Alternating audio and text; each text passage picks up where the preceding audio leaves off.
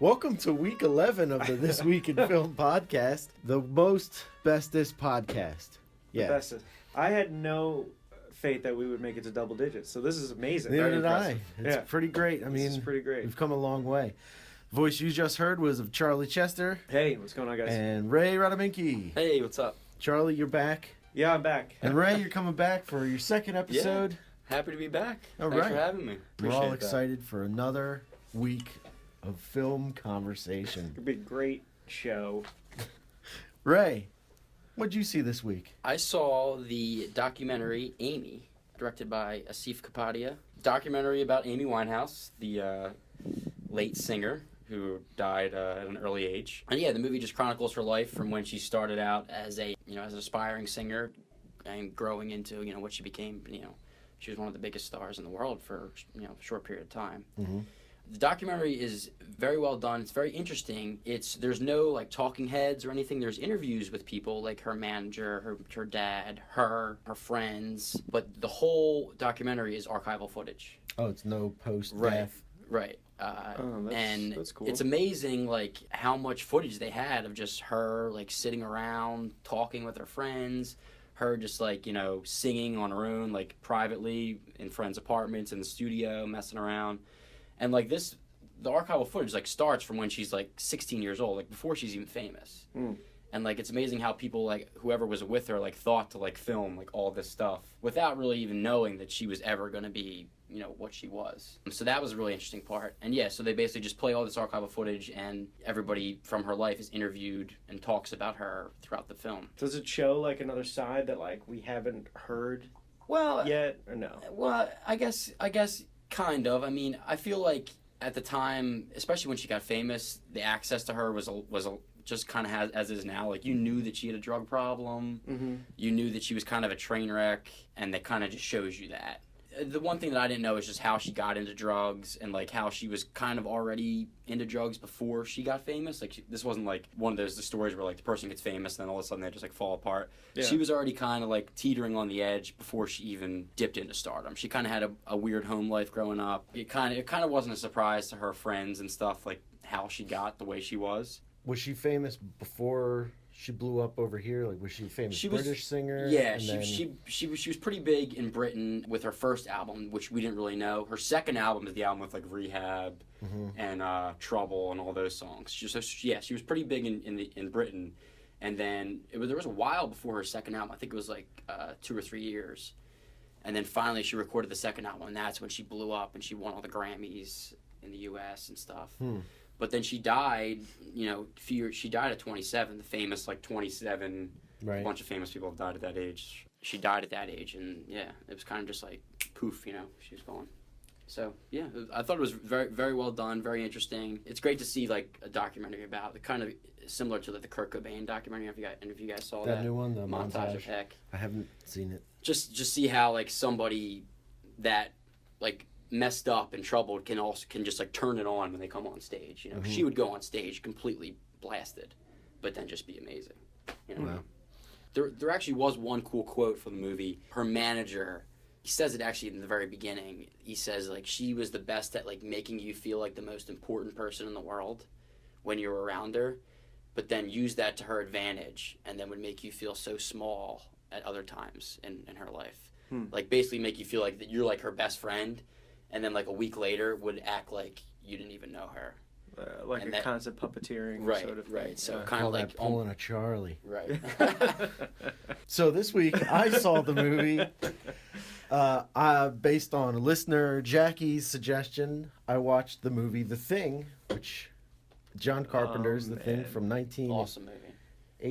It's in the 80s somewhere. 80? My man crush Kurt Russell, circa 1980, jumps in there. Vintage Kurt Russell. Yeah. Kurt Russell, why is he wearing that hat? I don't know if you've seen the movie recently, but he wears the stupidest hat.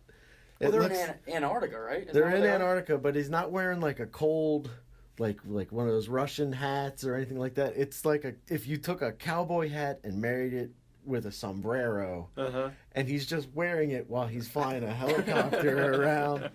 That movie was perfect. I haven't seen it since I was probably 13 or 14 or something like that, but it is perfect from the beginning until the end. That slow burn, we're like, great practical effects. Oh my God, they're so cool. Especially for like 1980. Yeah. I mean, dude, it's got one of the best slow burn scenes ever when they're testing their own blood in the petri dishes, and it's just slow, like a slow, creepy build. It takes so long to do it, and you don't know who it is. Yeah. Right. Yeah, it's perfect the way it's done. But why is he holding the dish in his hand while he's like sticking that hot wire in it? Especially after when he stabs the one blood thing with the wire, and when he hits the wire on the one thing and it explodes with the monster in it. Right. Why? The next one he goes to test, he's still holding it right next to his face while he's doing everything Kurt Russell does in the movie is dumb. Right. Yeah. I also don't understand who they are, because it feels like they're a research expedition, but they aren't doing any science. They don't really explain it to you. It feels like it's a army outpost, but there's guys just smoking weed left and right. Doesn't matter. They're just there. And then the one thing I always thought about too, watching the movie, sometimes they're outside for like long periods of time, and it's got to be like, it's really cold in Antarctica. That's why you wear your stupid hat. It keeps your ears warm. But sometimes when I'm watching, I'm thinking like, they're gonna die of like frostbite if they're outside for more than like 20 minutes. Some of the visuals in that, I remember like the trailer when I was a kid, like of him just lighting the flare, just like all that stuff. Just visually, it's like this. Carpenter did not hold back. This was like his baby. You know. I read somewhere it said that this is his favorite of all the movies that he's made. Well, you know, in Halloween, the kids, the movie they're watching on the TV on Halloween night, and they're freaked out, is the original thing. The black and white thing. That's cool. So it's almost like he's wanted this his entire career. It's a good movie, man. I mean, perfect amount of people to sacrifice. Right. Without being so many you don't care about any of them. Yeah. That one head, the head that falls off of the body, like it melts off the body and then it grows legs. Yeah. It's so creepy. It's so creepy.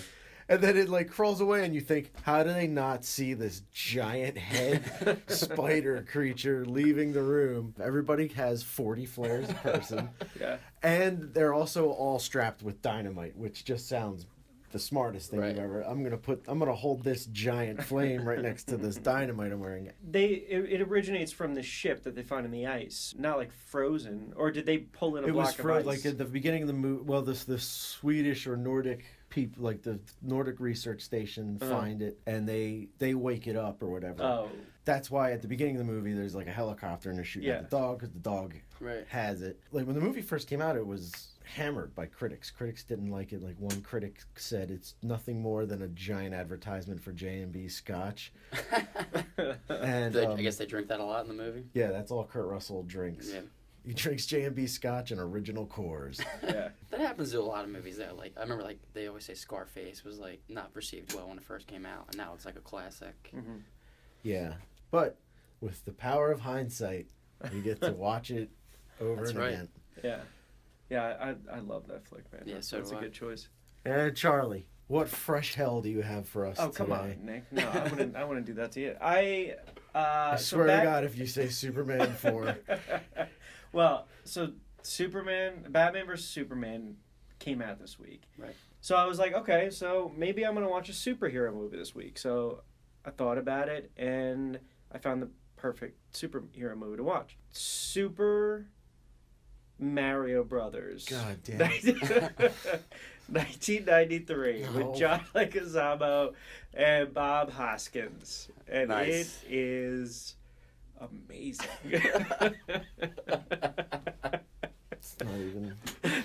Do you guys remember the movie at all? I do, and I saw it when it came out. I saw it in theaters. And I think that's it. I haven't seen it since. So, I've never seen a 9-year-old so sad. I've seen it probably 4 or 5 times, too. Great. So, the basic, everyone knows the story in the video game. Basically, 2 plumbers on an adventure to save Princess Peach or Daisy or whichever princess it is or whatever. So, in this movie, they do a weird thing where they're trying, like, it takes place in Brooklyn. Right. Mm-hmm. They do a pretty good job with every bad stereotype you can imagine in the early 90s they would do for These guys are like the underdog plumbers. Like no one's calling them for work. So you're building up these gems, these two guys that like, you're going to love. They get Bob Hoskins, fresh off of... Bob Hoskins is like Roger Rabbit. my secret like favorite actor of all time. I love this dude. He's fantastic. Yeah, lovable, angry curmudgeon. Yeah. So they get called... He plays Mario. Yes. Bob Hoskins plays Mario, and Luigi is played by John Leguizamo, who are the Mario brothers, Mario, and Luigi Mario. The only thing is John Leguizamo is Hispanic. And his adopted son. Yeah, they don't explain, what? They have no parents, apparently. Right. So they get called to, all these plumbing things, fighting for their scraps. And then all of a sudden they get called to this one spot. Pipes are leaking. It's an excavation for dinosaur bones in the middle of Manhattan. It's totally normal. That's why the traffic's so bad in New York. So they go down, and the head woman in charge of this name is Daisy. So you're like, okay, all right. So they found their princess, right. And they get sucked into this portal. Now you come to find that Time of the Dinosaurs, the kill event, the asteroid that hit the planet, apparently split the planet into two dimensions. There's our dimension and this other dimension. We evolved from apes, and the other dimension they evolved from lizards. What do you think? Evolution turns them into... What's the actor's name? Dennis Hopper. Yeah, that's what evolution from a lizard turns you into, is Dennis Hopper. Dennis Hopper plays King Koopa. I totally forgot Dennis Hopper makes was even in this no movie. sense. He's really bad. He holds his arms up like Mr. Burns a little bit to say that he came from a T-Rex or whatever, but that's about it. Now, they want the two dimensions to meld again because King Koopa wants to rule all of Earth, which is a strange device. I don't understand why they don't just go through the portal and just come to Earth. Why do the dimensions have to melt? Anyway, just let that go. So the other thing is they have... The filmmakers did. Why can't we? He's creating his minions, which are these little reptile men with huge dudes with little reptile heads. The Goombas. And, look just like they do in the video game. Yeah, right. And you can step on them. The filmmakers here, the writers, were just I want to reinvent this completely. Because it's got hints of the video game, but they go off on complete tangents. So he's making these minions or whatever. That's how he takes over, but no, he wants to meld these two universes, which, it just keeps driving it forward in a terrible way. And then the other thing, the most ridiculous part about it, is that the city is overrun by fungus. And it keeps helping the Mario Brothers. It keeps giving them little bombs and stuff. It's really strange. Makes sense to me. It's just it's a living organism. Just like the video game. Yeah. They keep getting this stuff. You come to find that King Koopa de-evolved. They call it de-evolved, whatever. The original king, and turned him into this fungus that has infected the city. Instead of killing the dude, he de-evolves him. Did they, in the video game, portray... Let me just say no, they didn't. The king...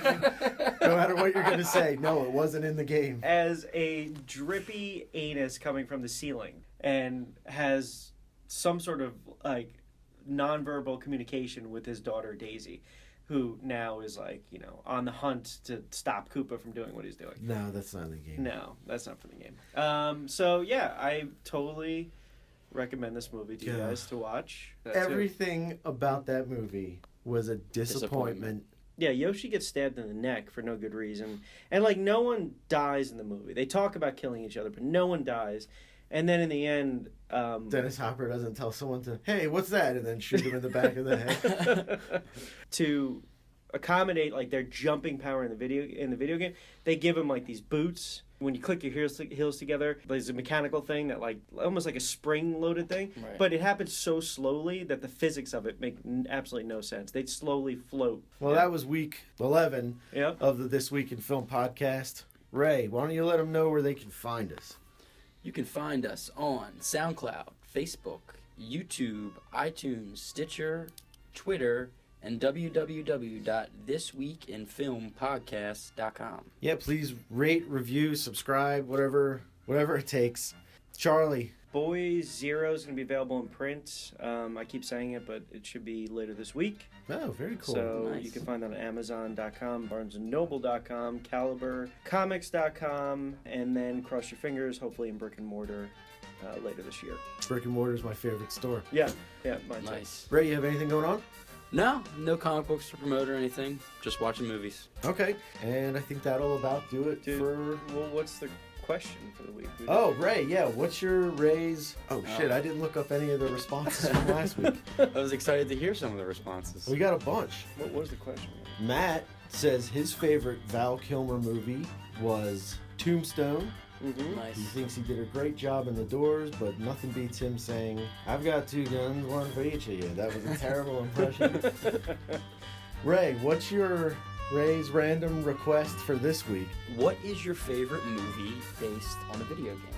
Oh, that's a good, very good. There's a lot of good ones out there. There's also a lot of bad ones out there. Oh man, that might. As we learned from today. Trying to think of a good one. My buddy begged me to watch Mortal Kombat Annihilation and make you guys watch that, but I couldn't even sit through it. I started it. I couldn't start. The first Mortal Kombat. Yeah, the first one's great. Awesome. Yeah. All right, well, thanks a lot, everybody. We'll see you next week.